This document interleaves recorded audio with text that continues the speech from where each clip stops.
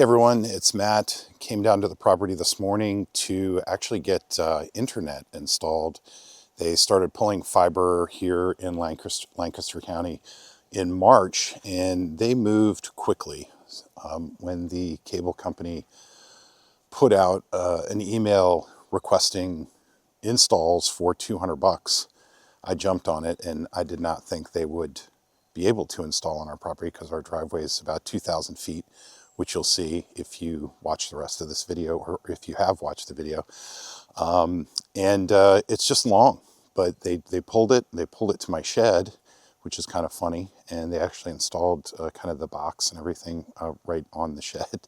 So today we're going to get it installed. It'll be great. I'll be able to get some video monitoring going and also have internet when we come down here and camp. So really looking forward to that. And I'll show you how I did it. I don't have power here, so I have to utilize solar. I've got a generator and a panel, and probably have to step up the panel game down here in order to keep the generator fully powered. So lots of things to talk about. Hope you join us, and looking forward to it.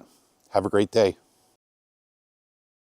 So while we're heading down to the property, I thought Mindy and I would go through and kind of let you know a little bit about the steps that we've taken to get to this point. Obviously, we own the property now. We're starting to do some improvements, but there's a lot that led up to that. So let's get into that. So a couple of years ago, we knew we wanted to be on the water, especially with a lot of the boating that we've been doing. And we consider places in Maryland, we consider places in North Carolina, but really settled on the Northern Neck area because of the time we spent at the Tides Inn, the resort in Irvington, Virginia. You Virginians out there might know about the mighty Rappahannock, which we're going over right now. It's actually a great fishing river. There's several different fish species in the river. There's striped bass and a few others. And it's only about 11 to 15 feet deep at its highest point. So you don't see a lot of boating on the river right now, but it remains pretty calm. Great landmark. It was in the Civil War, actually. It was the boundary between the North and the South during all of the battles. Thanks for that, Mindy. The Rappahannock is an awesome river, and our property is actually right at the end of the Rappahannock where it empties out into the Chesapeake Bay. A couple things about distances. We, originally were looking for within an hour or so. That's pretty difficult, especially if you're looking for uh, land on big water, um, and don't want to spend an absolute fortune. So we kind of pushed that out to 2 hours, and where we're at now is a little over 2.5. Usually, sometimes it can be a little quicker, but there's a lot that you can find within 2.5 hours or so. So that became sort of the sweet spot for us. As we're driving through Lancaster, just to catch you up on what we've already done on the property. So when we first got to the property, even though the dock was there, there were really shoddy steps going down to the dock that were pretty dangerous with just slabs of wood and a lot of slipping. So we've built stairs and put in a new mailbox and several other things that you're about to see. As you can see here, we're driving into the neighborhood. So the property is about 12 acres. It's actually in a neighborhood, and you can see it's well maintained. One of the things that goes along with that is there is an HOA, which is something to consider. And depending on what you want to do with your land, you will definitely want to research whether there's an HOA, how much it costs, and what the bylaws are. Yeah, that's a really good point that Matt brought up about the HOA and the bylaws. We also wanted something that had a community that was relatively active. So considering some type of golf or tennis nearby, and this neighborhood for us really hits all the marks. Even though it looks pretty quiet, there are quite a few homes in this neighborhood with a lot of people who enjoy getting together. So at this point, we're at the property and we're going to start walking down, taking the long walk, as I call it.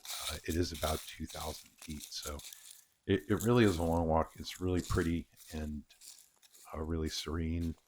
So we'll keep the audio in there. I actually kind of like the sound of the my feet crunching on leaves as we take this walk. But one thing, there are a couple things that I think are important to talk about as I walk down the driveway. The land on the right is entirely owned by um, somebody else, and then at this point, the land on the left is as well. So when you look at land, you have to understand what the boundaries are, and more importantly, how you get to your land if it's impeded or surrounded by other land owned by other people. So the portion of the road that we're on now, and actually I'll point it out when we break away, but this is a deeded easement or a deeded right of way. So it's on the tax books. It is an area that we, in our deed and by our purchase, have access to for ingress and egress to our property. Even though the land on the left and the right, and meeting up in the middle of the road, essentially, are owned by other people, we have rights to access this for purposes of having and maintaining a driveway. So those are the things you definitely want to take a look at. And if you're looking at unimproved land, I think it's even more important because sometimes it's hard to tell what's going on in those situations. Um, with a long driveway like this, like you have to get to know a lot of things as well. Like gravel's very expensive, especially on the northern neck. And it's important to start to get to know local people who can help you. So people with heavy equipment that can do things like grading, unless you want to get a tractor and do it yourself, which who knows, you're going to need to have local people that know how to how to locate resources locally and cost effectively in order to do the kinds of improvement you need with this type of land. So this driveway and the sun coming in is, in my opinion, really beautiful right now. I will say that the driveway is the most intimidating part about the property for me. And just visualizing actually having some type of gravel road to drive on is eventually going to be a really nice improvement for the property. But like Matt was saying, in terms of getting to know people in the town and it being a smaller town, I think that's a huge benefit. Right outside of Lancaster is a town called Kilmarnock, and it's a really cool little town with different little shops and coffee house, and it has your local Walmart, of course. And then a little bit further from there is a town called Irvington, which I mentioned earlier, where the Tides Inn Resort is. So that town is kind of up and coming right now. There's a mix of different age groups there, but the different boutique restaurants are generally filled with people anywhere from your early, teens, mid-teens working there to a good mix of 30 to 40 somethings, and then some people who are in their mid years as well. So great little town. If you have a chance, check it out, Irvington, Virginia, where the Tides Inn is. Some other things to keep in mind as we look at kind of the walk down the driveway. When we first closed on the property which was just this past March. You know, it was much more overgrown than this. As a matter of fact, as you look up, you can see sort of sunshine, you can see the sky. But when we closed, and incidentally, we're kind of getting up on the left. This is where our property, and I look off, see those flags. That's sort of where our property begins. So now all the land on the left, and eventually some land on the right is ours as well. Um, but we're getting into that. But it was very overgrown. So for the previous owners for about 20 years didn't do too much. I think they used the dock and they got to it by boat a lot of the time. But we bought a chainsaw and we bought some pruning equipment and we just started cutting things back ourselves, which is a monumental task. And recently, I mentioned getting in touch with local folks, and I found a couple of people actually. One person for the well, we're going to cover that on a separate episode. And another person for bush hogging, with all the excavation equipment, just a lot of heavy equipment. And there's a bunch of people down there um, in Lancaster and in the Northern Neck in general that can help you with that. But this person was, really flexible, great to work with. and helped so much in clearing out a lot of this stuff and bush hogging at the building site, which we'll take a look at as well. Um, so again, just to reiterate, there on unimproved land in particular, our land just had a dock and a drain field for septic. So that's it, and a road and a lot of trees. So we're kind of walking here. We're getting ready to break away. When I take the road off to the left, we're going to break away from the easement. We're going to actually be entirely on our property heading to the building site, at which point we'll talk a little bit more about getting high speed internet, which was a huge surprise. It came much more quickly than we anticipated. You can see right now, again, the sun coming through. And in Virginia, most of you probably already know you get all 4 seasons. And right now it's mid fall, mid-ish fall right now in Virginia. So the weather's really, really crisp. About mid 70s highs for the day, and then getting down to the mid to low 50s at night. But what's great about this time of year is that you can walk through this wooded property and there are very little bugs. Normally in the summertime or spring and summer, you really have to be careful with the tick population and personally my least favorite, the spiders and crickets. So just depends on what season you're in. It's really enjoyable during this time of year though. So we wanted to get you caught up on where we've been and what brought us to this property, and there's a lot to that. There's also a lot of work that we did. We did some bush hogging, and I have some footage of that I could probably repurpose and share. But really, the story that this episode relates directly to is high speed internet. So one of the challenges earlier, in March and up till now, is that the cell signal is really bad on the property. So there really is none. And in some ways, that's nice. But if you're trying to get work done um, on the property, and you also want to, do real work, and maybe have conference calls or do Zoom meetings or whatever you need to do, you need high speed internet. Just anecdotally on the video, we're walking through the drain field that was there. So this would be where the septic would drain.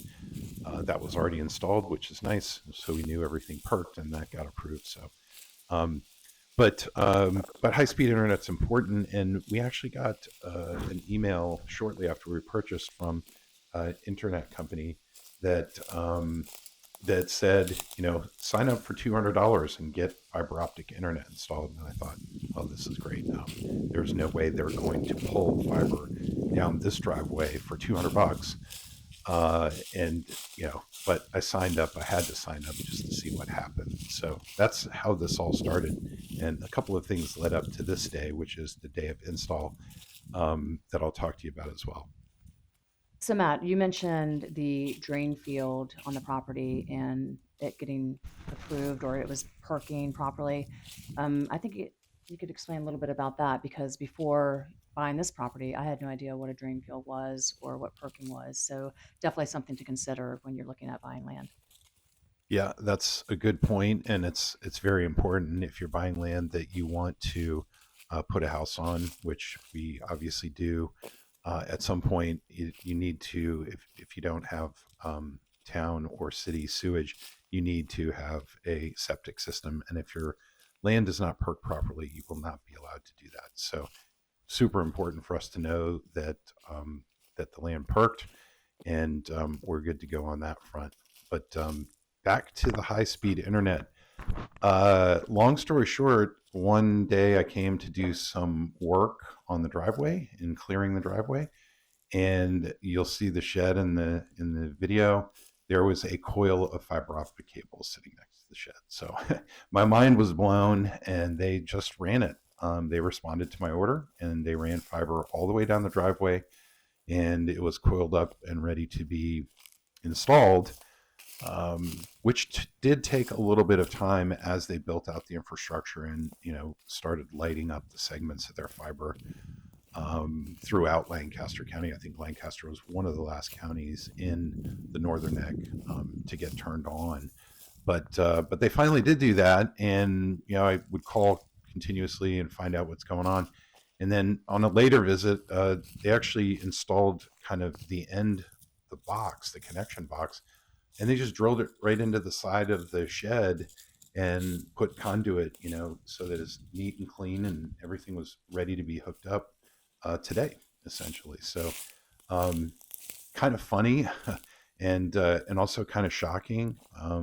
But we'll get into how the install went, and then we'll talk about some of the details that are important when you get high speed internet. So here's the shed, and here's the connection box, and you can see they did a nice job, just like they would do on a home, and the fiber went all the way down the driveway, looking up that direction. I have no power on the property yet, and the power company is a whole different story, which we may cover later. But I'm using solar to power a solar generator, and you can see solar. I'm getting about 17 watts on a pretty sunny day. There are a lot of trees on the lot, so I have to find the best placement. But 17 watts is not too bad. This is about a 2300 watt system, so we can get by quite a bit on that. I've got a solar powered surveillance camera that sends stuff through the cellular network, sends me videos and alerts and things like that. So that's actually solar powered too, which is great. I don't need to power that.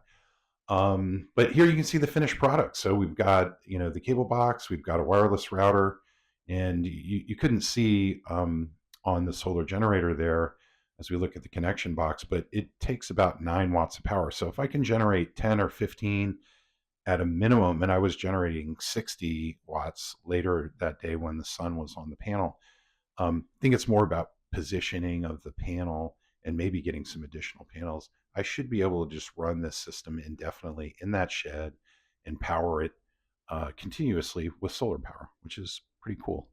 So, so just a little bit a test just to take a look at the speed, and it sort of caps out. It kind of slowly ramps up, and I think this is going to improve over time as the system gets worked in. But about 500 gigs, 500 megabits per second, rather.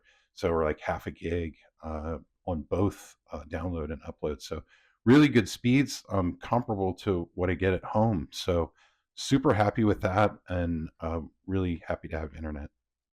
Thanks for joining us on Coastal Chronicles. We've come all this way, and now we've got high speed internet. Woohoo. All right, join us next as the well gets installed. It's going to be pretty cool. Can't wait to see you.